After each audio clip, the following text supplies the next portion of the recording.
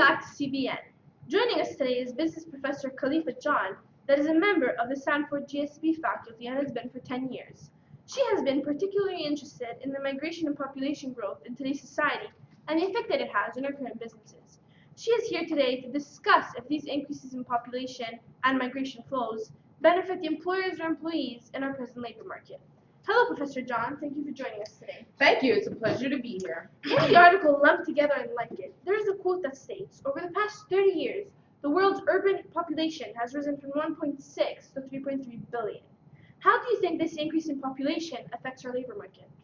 I think overpopulation affects the labor market negatively due to the fact that there will not be enough jobs for all the people.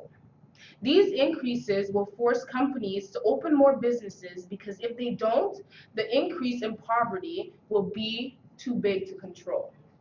Therefore, the growth in overpopulation will not only affect the employees, but the employers as well. And do you think this increase in population will affect the migration flows?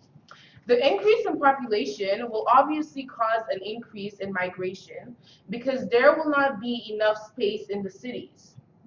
This will benefit the employers of other cities and countries because they will have more workers.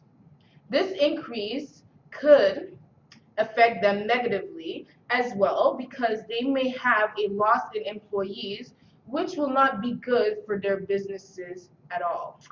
So you agree with what Podvideo said when in his article, Sedentary People Are Home Wherever They Go, he stated that attaining a population of 20 to 30 billion is not a sign of success. I believe that he's right because a city can only hold a certain amount of people. This will have a negative effect on the employees because there will be a lack of jobs and at one point a lack of resources as well. In the article Building the World's Biggest Cities by AFP, they said urbanization will be the future's biggest challenge. Do you believe urbanization will be one of our biggest challenges?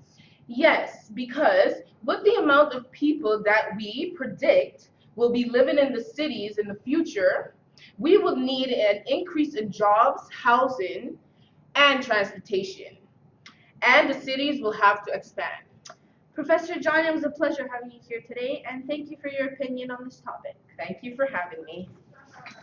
Stay tuned for more interesting interviews on CBN.